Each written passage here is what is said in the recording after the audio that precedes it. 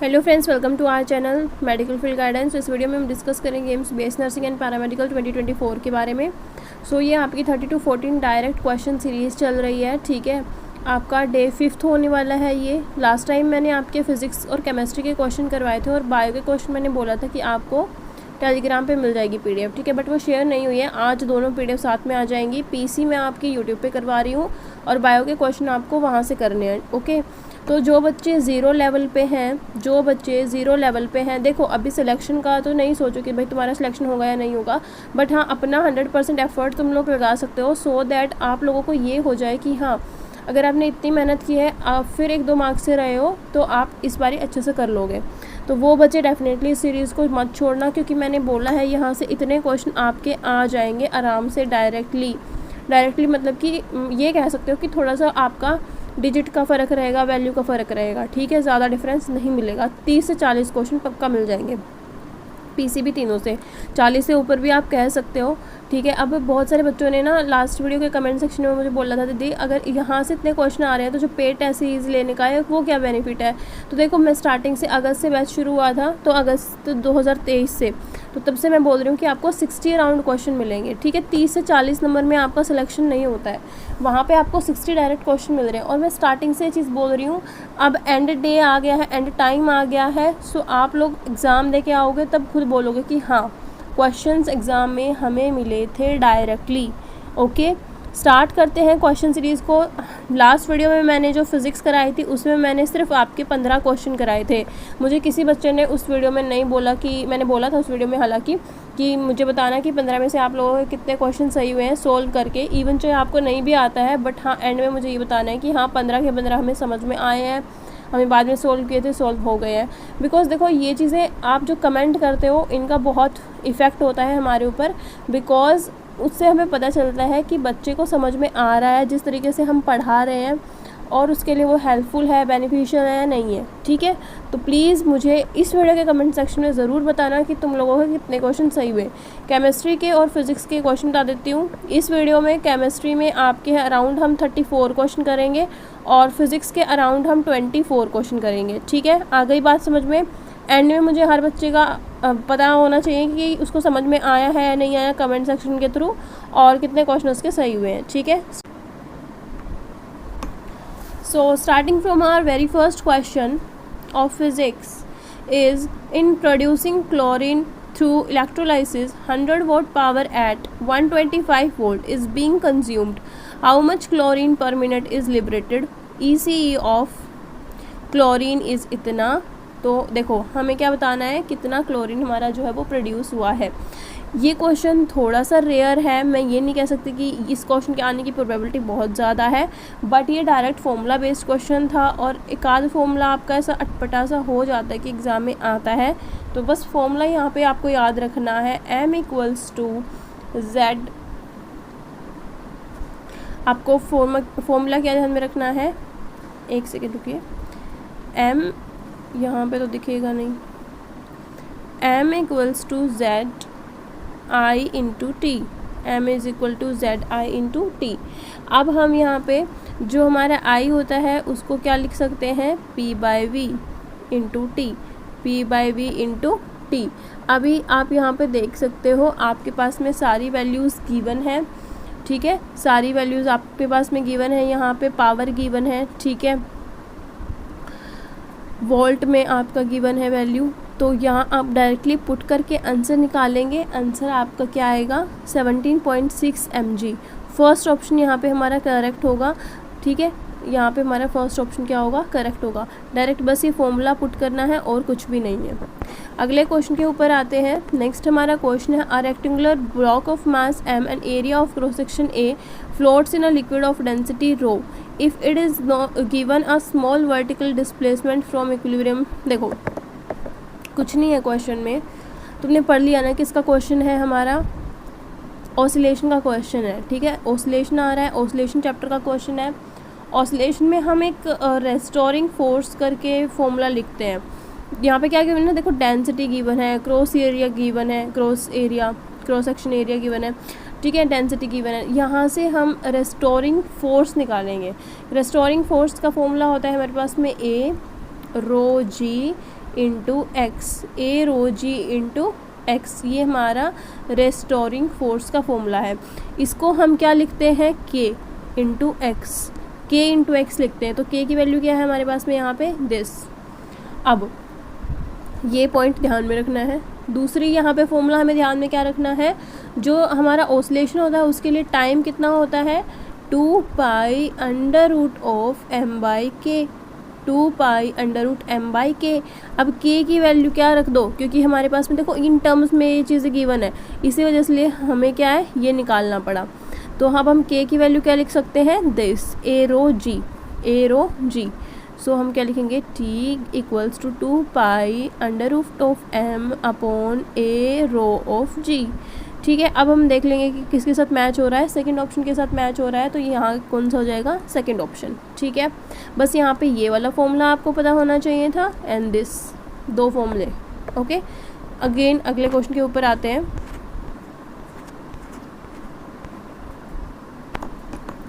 When a charged particle moving with velocity v is subjected to a magnetic field of induction V, the force on it is non-zero. This implies the, question में क्या given है हमारे पास में, force क्या है, non zero है। Force क्या है, नॉन ज़ीरो है। यहाँ पे अगर हम देखें तो हमारे फोर्स का फॉर्मूला क्या होता है, Q into V cross of B, that is Q V B sine of theta, Q V B sine of theta. ठीक है, ये हमारा होता है। अब अगर हम बात करें किस चीज़ के बारे में बात करेंगे,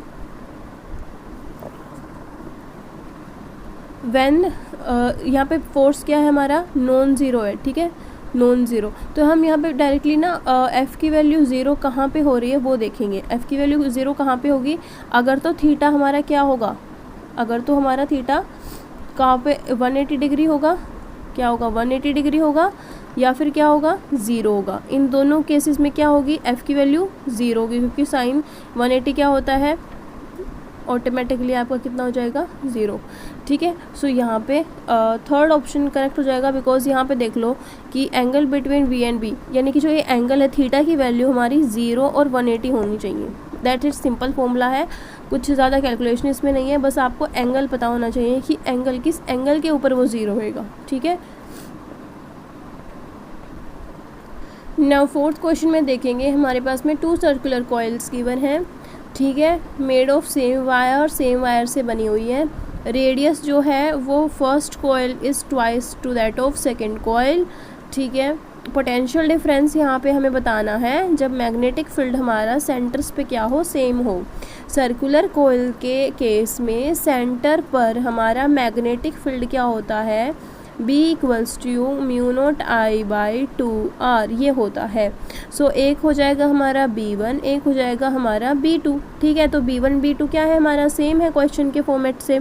सो अगर हम यहाँ पे देखो वैल्यूज़ पुट करेंगे in case of our B1, ठीक है, और B2 में, मतलब B1 कैसे करोगे कि B1 is equal to mu I1 by 2R equals to, अब यहाँ पे रेडियस भी हमें गिवन है ना कि भाई जो फर्स्ट का आपका रेडियस है वो ट्वाइस है टू दैट ऑफ सेकेंड, तो उस हिसाब से हम यहाँ पे निकालेंगे आई की वैल्यू।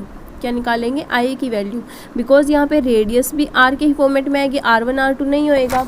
और यहाँ पे B1 की वैल्यू भी हम क्या पुट करेंगे, B2 के कंपैरिजन में है ना, तो वो हम यहाँ पे डायरेक्टली इसको इक्वल कर देंगे mu naught I2 upon 2R।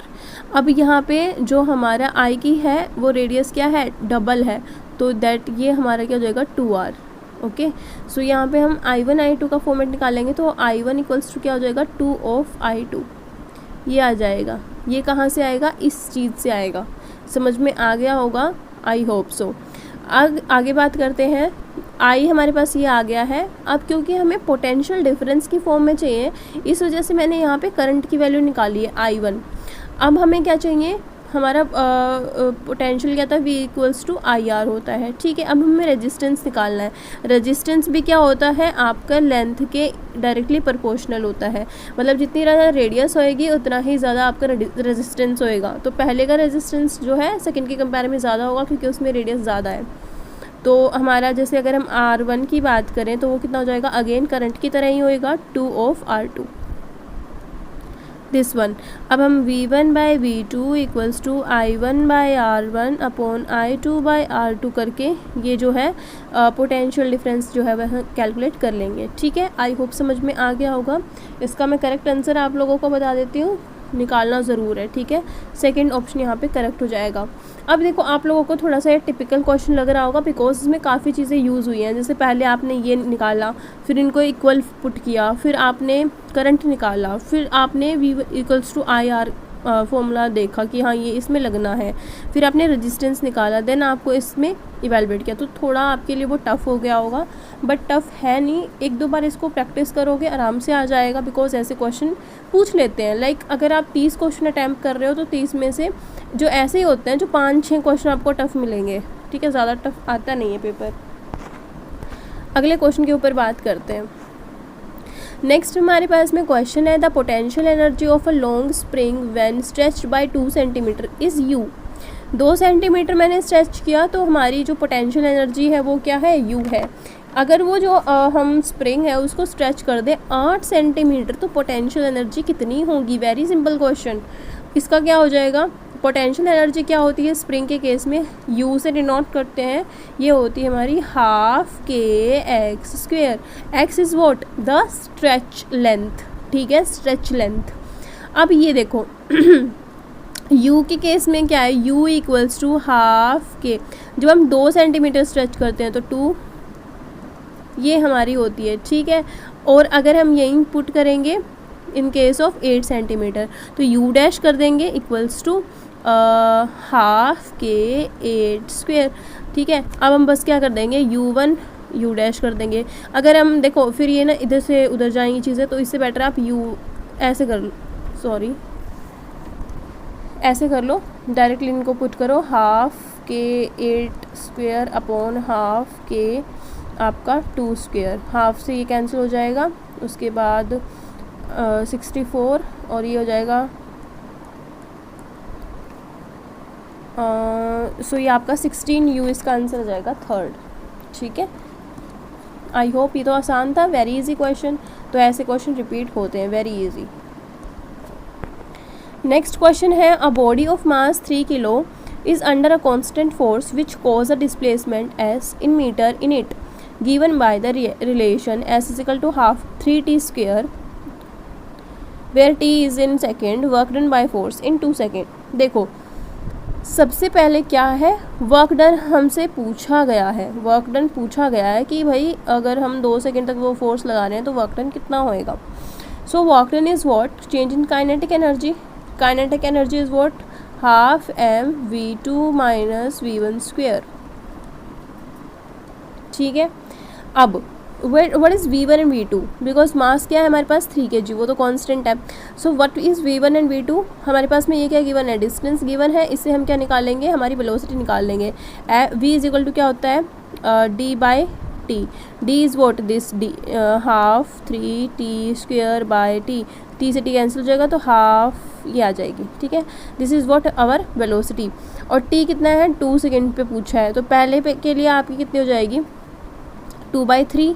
ठीक है, ये हमारी लास्ट वाली वेलोसिटी आएगी बिकॉज स्टार्टिंग वाली v1 क्या है, 0, v1 तो क्या हो जाएगी, 0 हो जाएगी। अब बस v2 की जगह ये पुट कर दो, तुम्हारा आंसर आ जाएगा। क्या ही मुश्किल है इस क्वेश्चन में, मुझे ये बताओ। कुछ मुश्किल नहीं है, आसान है। क्वेश्चन का आंसर क्या हो जाएगा, क्वेश्चन का आंसर हो जाएगा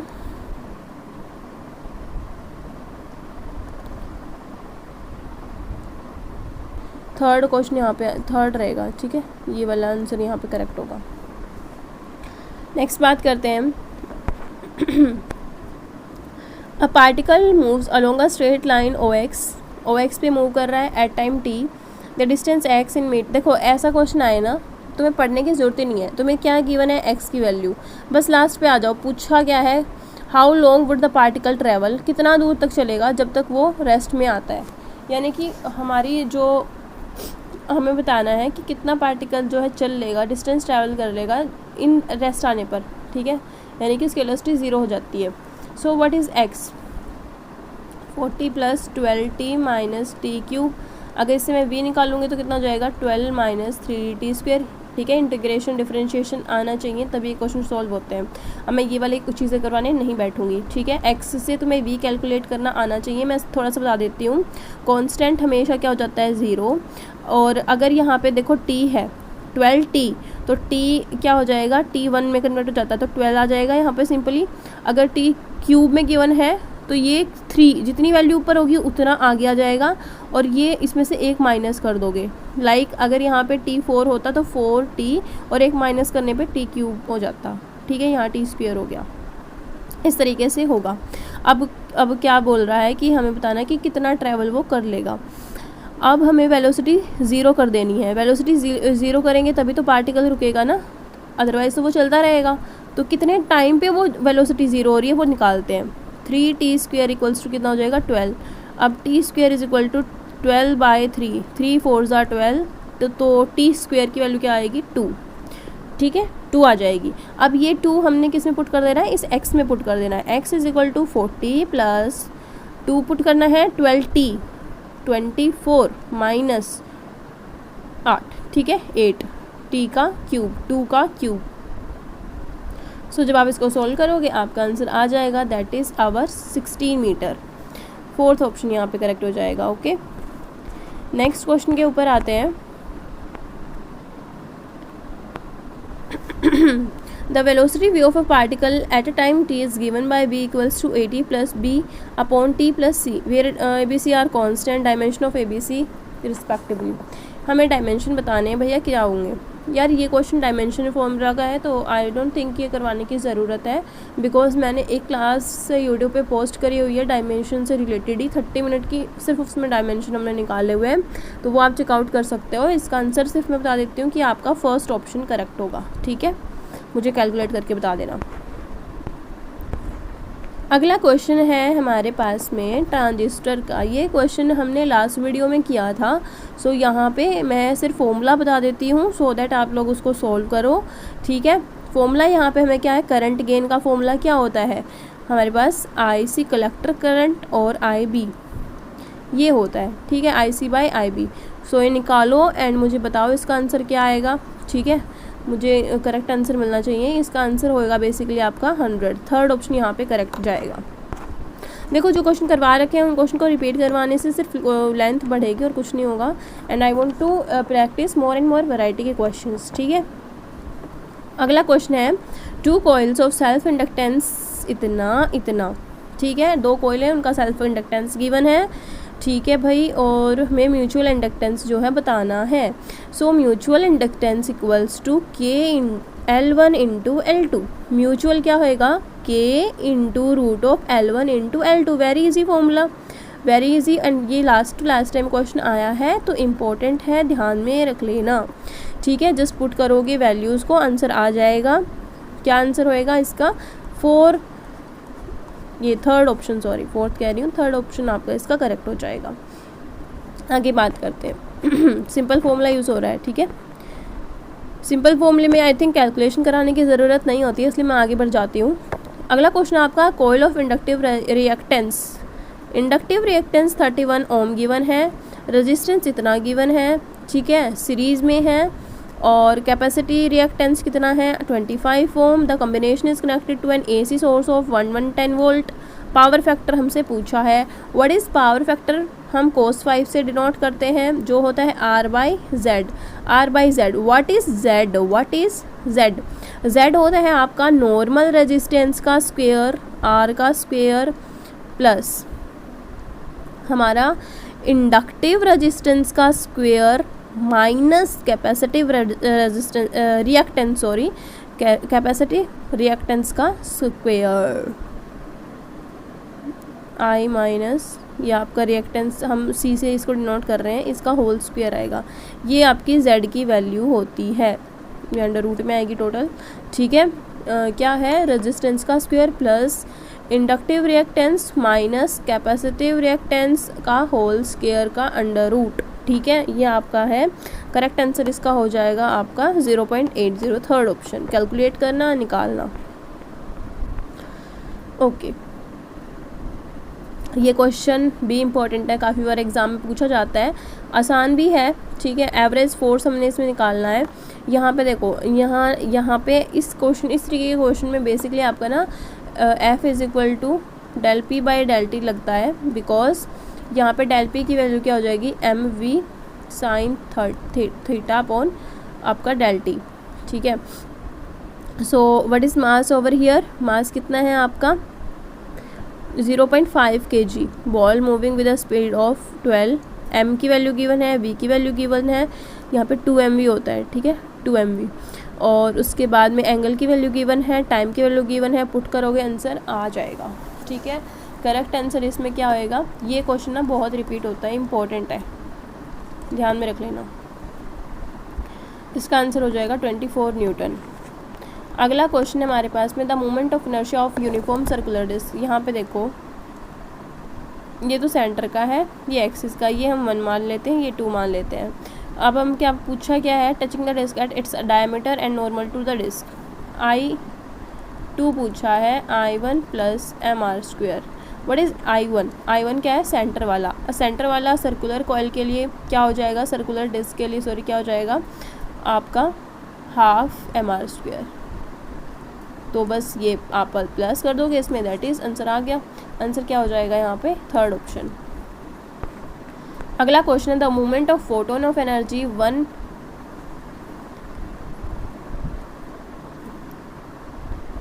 हमें बस मूवमेंट फोटोन की एनर्जी बतानी है, जो कि क्या होती है, E is equal to P C, और P इक्वल्स टू क्या हो जाएगा, E by C. That's it, energy put करो, C आपको पता है 3 × 10⁸ होता है, निकल जाएगा, ये सिंपल है। आंसर क्या हो जाएगा, ये फोर्थ ऑप्शन। नेक्स्ट क्वेश्चन है, the molar specific heat at a constant pressure of an ideal gas is 7/2 R, the ratio of specific heat at constant pressure at to that at constant volume. देखो सबसे main तो तुम्हें यहाँ पे ना ये question घुमा फिरा के दे देता है, लैंग्वेज में पता नहीं चलता कि भाई पूछा क्या है ना सबसे मेन। अब मैं तुम्हें करवाऊंगी ना, जब ये क्वेश्चन तुम्हें इतना आसान लगेगा। देखो हमारे पास में क्या गिवन है, कांस्टेंट प्रेशर पे स्पेसिफिक हीट गिवन है, इतनी है, CP की वैल्यू गिवन है 7/2 R, ठीक है। क्या पूछा है, ratio of specific heat at constant pressure और कांस्टेंट वॉल्यूम। हमें क्या पूछा है भैया, CP/CV पूछा है, सिंपल। CP तो गिवन है, CV निकालना है, और CP minus CV equals to कितना होता है, R होता है, इतना तो तुम्हें पता है। अब CV की वैल्यू निकाल लो, यहाँ से CV कितना हो जाएगा, CP माइनस R। CP की वैल्यू ये गिवन है, CV क्या हो जाएगा 7/2 R माइनस R। सो CV की वैल्यू यहाँ से निकाल लोगे, ठीक है। CP की ये रही, तो CP/CV में पुट कर दोगे, तुम्हारा गामा आ जाएगा, विच इज़ व्हाट्स आपका ratio of specific heat at constant pressure and constant volume. Answer सही कौन सा होएगा, फर्स्ट। इंपॉर्टेंट है, ध्यान में रखना। आगे बात करते हैं। Two sound waves with wavelength 5 meter and 5.5 meter respectively, each propagate in a gas with velocity 330 meter per second. We expect the following number of beat। Number of beat का question भी पूछा जाता है, लिख के ले लो, आएगा, ठीक है। नंबर ऑफ बीट भी ज़रूरी है। नंबर ऑफ बीट का यहाँ पे सिंपल सा फॉर्मूला गिवन होता है। अगर तुम्हें वेलोसिटी गिवन है, तुम्हें वेवलेंथ गिवन है, सिंपल फॉर्मूला लगाओगे नंबर ऑफ बीट कैलकुलेट करने के लिए, v/λ1 minus v/λ2। v common हो जाएगा, 1/λ1 माइनस 1/λ2। कैलकुलेट कर लेना, क्योंकि यहाँ पे देखो λ1 ये है, λ2 ये है, v की वैल्यू ये है। आंसर सही यहाँ पे हो जाएगा फोर्थ ऑप्शन, वेरी इजी। अगला क्वेश्चन देखो, ये तुम्हें बड़ा डरावना क्वेश्चन लगता है कि पता नहीं क्या पूछ लिया, but it's very easy question. क्या पूछा है, हमारे पास में एक वेव गिवन है, ठीक है, ट्रांसवर्स वेव है, अलोंग विद एक्स एक्सिस है, where x is in metre and T in second. The speed of wave, speed बतानी है, स्पीड क्या होती है, ω/k। तुम्हें अब इस इक्वेशन से ओमेगा और के की वैल्यू पता करनी है क्या होती है, ठीक है। ओमेगा इंटू के मुझे अपना पता करके बताना, अपनी ना वो खोलना, जो आपके पास में माइंड मैप वगैरह अवेलेबल है, या फिर आपके पास में जो नोट्स आपके हैं उनमें मैच करना और ख़ुद मुझे बताना, ठीक है, कि यहाँ पे ओमेगा की और के की वैल्यू क्या आएगा, और फिर करेक्ट आंसर आपका सही हो रहा है कि नहीं हो रहा। फोर्थ ऑप्शन यहाँ पे करेक्ट जाएगा, मैं बता देती हूँ, ओके। अगले क्वेश्चन के ऊपर आते हैं।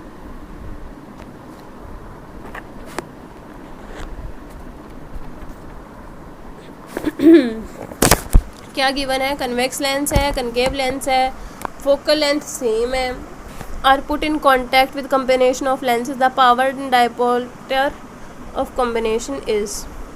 फोकल लेंथ सेम है ना, सो हम क्या पुट करेंगे, पी क्या होता है, P1 प्लस P2, ठीक है। फोकल लेंथ क्या है, 1/f1 plus 1/f2। Focal length तो सेम है, बस अब हम पुट करो और आंसर निकाल लो। इसका आंसर क्या जाएगा, फोर्थ ऑप्शन 0। अगला क्वेश्चन है, An electric dipole of moment P is lying along a uniform electric field E. The work done in rotating the dipole by 90 degree is।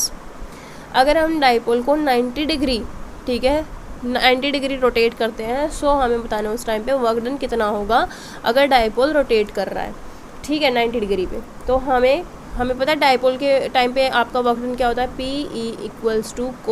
PE into cos of θ1 minus cos of θ2। हम क्या कर रहे हैं भैया, उसको क्या कर रहे हैं, डाइपोल को रोटेट कर रहे हैं, ठीक है, 0 से 90 डिग्री पे। θ1 क्या हो जाएगा 0 और θ2 कितना हो जाएगा 90 डिग्री, ठीक है। हमारे पास में वैल्यू पुट करेंगे, वैल्यू पुट करने के बाद क्या आंसर आएगा, कोस θ1 की जगह क्या हो जाएगा कोस 0 डिग्री, माइनस कोस θ2 की क्या हो जाएगा कोस 90 डिग्री। वैल्यू पुट करोगे क्या आंसर आएगा, W = PE, ये बन हो जाएगा, इसका आंसर हो जाएगा 2।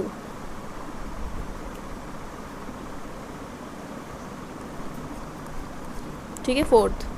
अगला क्वेश्चन है, a car runs at a constant speed on circular track of radius this taking इतने second for every circular lap, the average velocity and average speed for each lap respectively. ठीक है, हमें पता है एवरेज स्पीड क्या होती है, displacement upon time, और एवरेज स्पीड क्या होगी, डिस्टेंस अपॉन टाइम।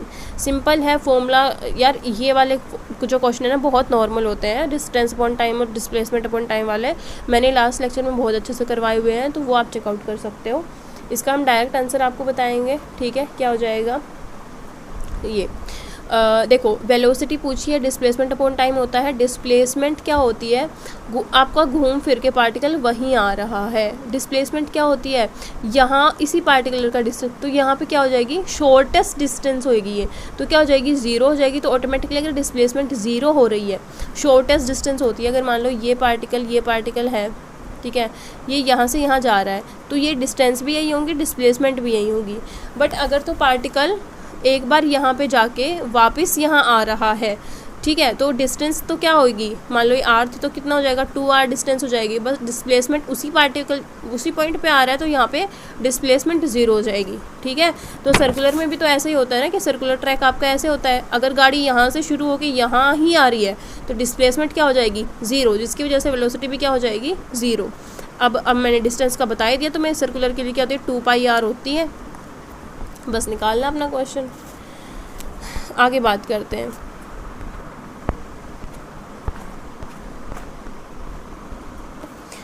ठीक है, अगले क्वेश्चन के ऊपर बढ़ते हैं।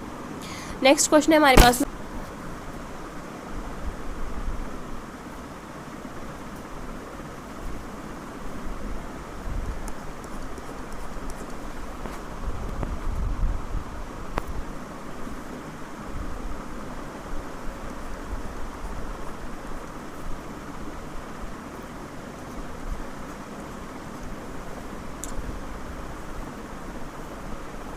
हमने अभी हमारे फिज़िक्स के 24 क्वेश्चन किए हैं, ठीक है, विद सॉल्यूशन। तो मुझे एक बार बताना है तुम लोगों के 24 में से फ़िज़िक्स में कितने क्वेश्चन सही हुए हैं। मैंने लास्ट के 2 से 3 क्वेश्चन की आपको एक्सप्लेनेशन नहीं करवाई है, तो वो ठीक है, मैं नेक्स्ट में आपका ये टेलीग्राम पे डाल दूँगी सॉल्यूशन टेक्स्ट वाला। और बायो के क्वेश्चन दोनों जो कल और आज का, तो उसमें मिल ही जाएंगे तुम लोगों के। सेकेंड इम्पॉर्टेंट चीज़ यहाँ पे क्या है कि आप लोगों का जो केमिस्ट्री पोर्शन है वो मैं बायो के साथ अटैच करके प्रोवाइड कर दूंगी। इस वीडियो में मैं नहीं करा पाई, I am really sorry for that, क्योंकि क्वेश्चन ही थे मुझे रीड कराने, बट थोड़ा लॉन्ग वीडियो हो गया and I have to provide 3 to 4 videos today only. तो 3 से 4 वीडियो आ जाएंगे तो काफ़ी लंबा हो जाएगा, इस वजह से मैं केमिस्ट्री का जो PDF है क्वेश्चन बैंक वाला, वो बायो के साथ अटैच करके डाल दूँगी, आप वहाँ से उसको सोल्व कर लेना, ठीक है। बट जो कल से आएगा वो बेसिक इकट्ठा ही आएगा, ओके। आज 3-4 लेक्चर आएंगे इकट्ठे, इस वजह से मैं सोच रही हूँ कि आपका सिर्फ फिज़िक्स ही करवा देती हूँ, सो दैट आप लोगों को समझ में भी आ जाए एंड हो भी जाए। एंड इम्पोर्टेंट चीज़ दूसरी क्या है, देखो सिर्फ ये चीज़ें कर लो, इम्पोर्टेंट है मुझसे बहुत सारे बच्चे पूछ रहे हैं दीदी हम सिर्फ आपके ऊपर डिपेंडेंट है, तो क्या सिर्फ हम ये क्वेश्चन कर ले तो हमारा हो जाएगा सिलेक्शन या नहीं होगा, हम इन क्वेश्चन को याद कर लेते हैं ये वो। देखो सबसे पहली चीज़ तुम्हारी ये है कि मैंने लास्ट मोमेंट पे ये सीरीज स्टार्ट करी है एंड मैं बोल रही हूँ कि यहाँ से आपको 30 से 40 क्वेश्चन मिल जाएंगे डायरेक्टली, पीसीबी तीनों। पीसी मैं यहाँ पे यूट्यूब पे क्वेश्चन फॉर्मेट करवा रही हूँ, बायो आपको टेलीग्राम पे पीडीएफ फॉर्मेट में मिल जाएगी, सो दैट आप लोगों को यही क्वेश्चन प्रैक्टिस करने हैं। यहाँ से आप लोग 30 से 40 क्वेश्चन एक्सपेक्ट कर रहे हो, 30 से 40 क्वेश्चन में सिलेक्शन नहीं होता है, बट हाँ रिलेटेबल क्वेश्चन भी आपको मिलेंगे। ऐसा नहीं है कि बाकी क्वेश्चन बिल्कुल ही अटपटे से आएंगे या नहीं कर सकते हो, आपको रिलेटेबल मिलेंगे बाकी क्वेश्चंस भी, ठीक है। 30 से 40 क्वेश्चन तो होंगे कि हाँ बिल्कुल जैसे देखते ही हाँ ये करवाया था ये करवाया था, ऐसा पूरा पेपर आपको लगेगा कि आपने यूट्यूब चैनल से पढ़ के गए हो आप मेरे। बट अगेन फोकस जिसका अच्छा होगा, समझ इंटेलिजेंस जो एक होता है ना समझदारी चीज़ें कि हाँ ऐसे क्वेश्चन आ गया थोड़ा सा घुमाने वाला तो इस तरीके से सॉल्व हो जाएगा, वो आईक्यू लेवल अगर आपका थोड़ा सा सही होगा तो आप आराम से सिलेक्शन ले लोगे। बाकी ज़्यादा डीमोटिवेट होने की ज़रूरत नहीं है, बस आराम से तुम पढ़ो, ऐसे क्वेश्चन सोल्व करो जो मैं प्रोवाइड कर रही हूँ, that is more than enough, ठीक है, that is totally more than enough. एक इम्पॉर्टेंट चीज़ है, मैं ना थोड़ा सा यहाँ पे आप लोगों को एक प्लानर शेयर करूँगी, वो आप लोगों को फॉलो करना है अलोंग विद दिस क्वेश्चन। मैंने आप लोगों को बार बार बोला है कि यूट्यूब के पीसी के क्वेश्चन कर लो और बायो का जो मैं टेलीग्राम पे पीडीएफ प्रोवाइड कर रही हूँ वो कर लो, अलोंग विद दैट बायो की एनसीईआरटी करनी है, ठीक है। इससे ज़्यादा कुछ मत करो जिन बच्चों का ज़ीरो लेवल है बिल्कुल, और अभी वो एक होता है ना कि हमें बस एक मीडियम चाहिए पढ़ने के लिए, तो बस आप उस चीज़ को एक लेकर चल सकते हो, आपका अच्छा स्कोर चला जाएगा, ठीक है। और ज़्यादा टेंशन लेने की ज़रूरत नहीं है। जिन बच्चों की तैयारी थोड़ी अच्छी है वो मॉक टेस्ट ज्वाइन कर सकते हैं, मॉक टेस्ट से आपकी इम्प्रूवमेंट भी हो जाएगी और आपका थोड़ा और लेवल बूस्ट हो जाएगा। Okay, thank you for watching this video. आज थोड़े से ज़्यादा लेक्चर आएंगे पीसी के, ठीक है। केमिस्ट्री उसमें मैं नहीं करवाऊंगी, केमिस्ट्री आपकी बायो के साथ अटैच करके आ जाएगी, बाकी आगे जो दिन आएंगे उनमें केमिस्ट्री अटैच होकर नहीं आएगी, बिकॉज पीसी मैं चाहती हूँ कि मैं यूट्यूब पे ही कवर करवा दूँ, ठीक है। सो इम्पोर्टेंट क्वेश्चंस हैं, मार्क्ड रखना है इस चीज़ को कि एग्ज़ाम में रिपीट होंगे, ठीक है। थैंक